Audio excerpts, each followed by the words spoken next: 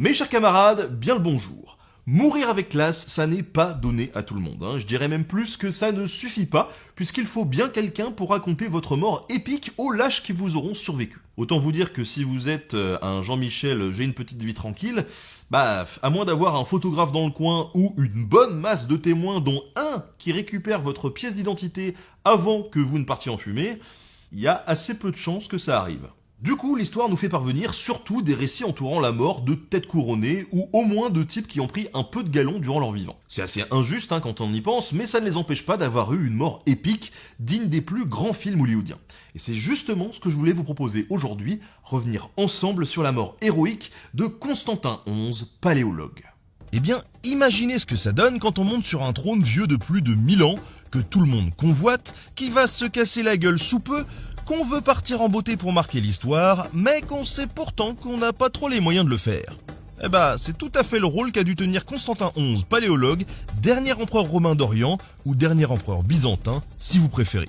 Cette histoire remonte tellement loin qu'elle commence en 330, quand Constantin décide de faire de Byzance sa nouvelle capitale, qu'il nomme Constantinople, la ville de Constantin en grec. Il est pas allé chercher très loin le mec, La ville croît en importance, volant la gloire de Rome. Pour finir, en 395, par être choisi comme capitale de ce que l'on appelle désormais l'Empire romain d'Orient, par opposition à l'Empire romain d'Occident, dont la capitale est Rome. Avec la chute de cette dernière en 476, Constantinople devient la seule continuité légitime de l'Empire romain, considérant par la suite le reste des royaumes occidentaux comme une joyeuse bande de bouseux. Et n'allez pas leur dire qu'ils sont grecs, ou byzantins, sans quoi on vous foutra dehors. Ils sont romains, mais ils parlent grec. L'Empire ne connaîtra pas que des bons jours, s'agrandissant et se réduisant au fur et à mesure des invasions et reconquêtes diverses. Mais pendant ce temps-là, sa capitale s'enrichit et se développe, toujours de plus en plus, notamment grâce à sa situation géographique. Contrôlant un carrefour commercial exceptionnel, le Bosphore, par lequel transite une grande part des échanges Orient-Occident, ses affaires vont bon train. Ses habitants s'enrichissent, ses palais s'agrandissent, ses monastères se développent et se décorent de plus en plus, ses boutiques se remplissent, tout ça non sans attiser régulièrement les convoitises de l'Orient comme de l'Occident. Et plus le temps va, moins les Byzantins ont de quoi défendre leur prestigieuse capitale, centre selon eux du monde romain et chrétien. Résistant tout au long de sa longue histoire à de nombreuses tentatives de siège, elle tombera une première fois en 1204 aux mains des croisés de la 4e croisade. Une croisade détournée de son but sacré par la vénalité des Vénitiens, ennemis commerciaux des Byzantins, qui désiraient ardemment mettre la main sur les multitudes de richesses de Constantinople et sur ses monopoles commerciaux. L'Empire sera ainsi démembré au profit des Latins, des Occidentaux si vous préférez, avec par exemple l'Empire latin d'Orient, le Duché latin d'Athènes et bien d'autres, tandis que les Byzantins se réfugieront en Grèce et en Anatolie. Mais rassurez-vous, ce n'est pas la fin byzantine. Les Latins n'ont pas beaucoup de chance, ils sont pas très forts en politique, ils se retrouvent ruinés, mal implantés et menacés de toutes parts. Bon, c'est pas très brillant quoi. Résultat, moins de 60 ans plus tard, en 1261, Michel VIII, paléologue, fondateur de la dynastie du même nom, reprend la ville laissée presque vide par le dernier empereur latin et restaure l'Empire byzantin. Mais il faut se rendre à l'évidence. Constantinople est quand même vachement moins classe qu'avant. La ville, ruinée par les incendies du siège et par son pillage, n'a jamais été vraiment reconstruite. Les monastères et palais ont été dépouillés et beaucoup de quartiers sont en friche.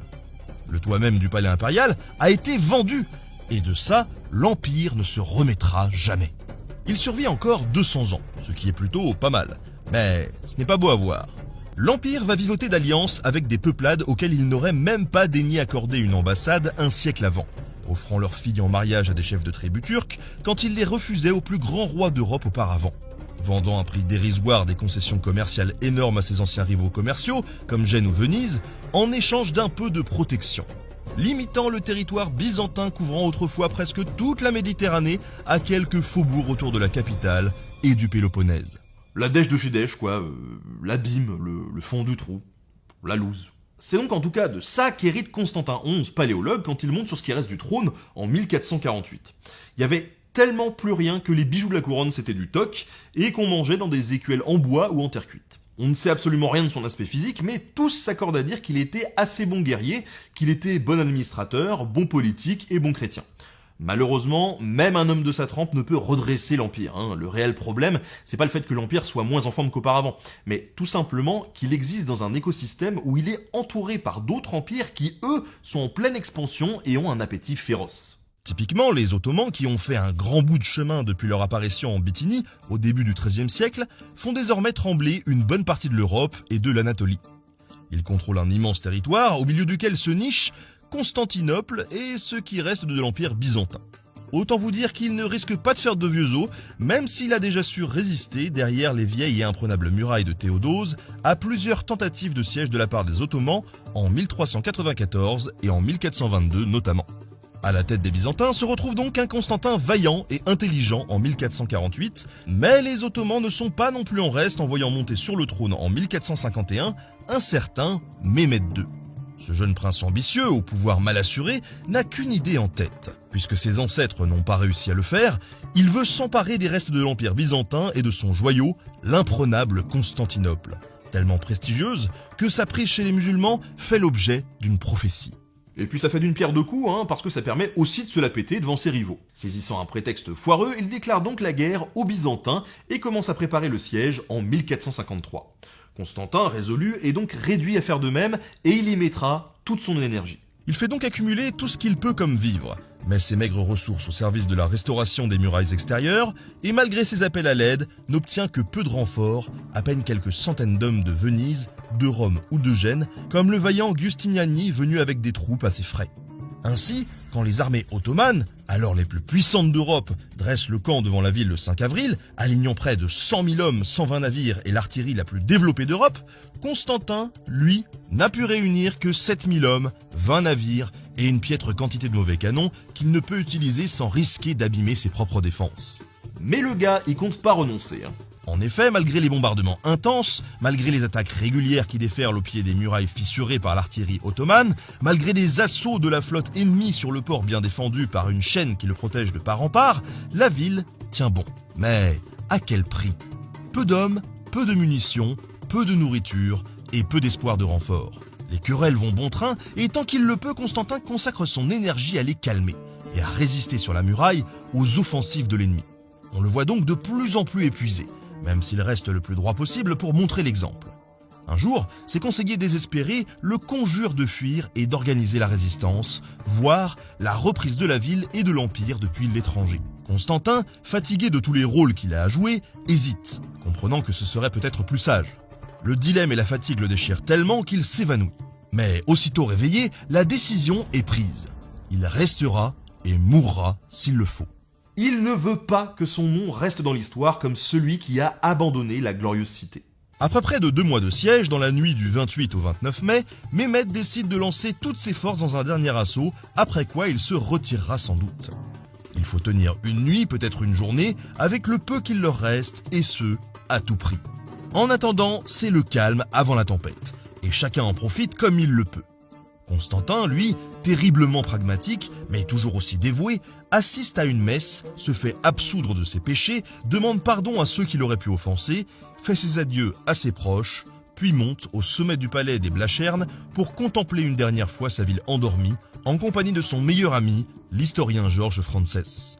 Après ça, il inspecte les murailles et ses troupes, puis rejoint son poste sur la seconde muraille, tandis que derrière lui, on ferme les portes. L'assaut furieux durera toute la nuit et toute la matinée, alternant vagues de fantassins et bombardements, ne laissant aucun répit aux assiégés, tandis qu'en face se relaient des troupes fraîches. Quand au troisième assaut arrive l'élite militaire ottomane, les janissaires, les défenseurs donnent tout ce qu'il leur reste, éperdument, corps et âme. Mais malheureusement, une poterne est prise, des janissaires s'y engouffrent tandis que plus loin, Giustiniani, le Génois, deuxième homme à galvaniser la troupe après l'empereur, est mortellement blessé. Dès lors, c'est la débandade, et les Ottomans massacrent les fuyards. Alors Constantin XI tente une dernière fois de rallier ses troupes, mais voyant que ça ne sert plus à rien, enlève calmement ses insignes impériaux et, entouré de quelques derniers fidèles, se lance dans la mêlée comme un soldat ordinaire. Malgré ce qu'on a pu en dire, on ne retrouvera jamais son corps. Et encore aujourd'hui, certains croient dur comme fer qu'il a été changé en statue pour venir un jour libérer sa ville. Puisqu'avec sa mort, c'est l'Empire romain d'Orient qui s'éteint, empire qu'il n'aura pas abandonné comme il l'avait promis. Mais bon, il y en a aussi d'autres qui disent que s'il a enlevé ses insignes, c'est surtout pour avoir une chance de sortir incognito et indemne de tout ce... Voilà, moi, je préfère la version épique.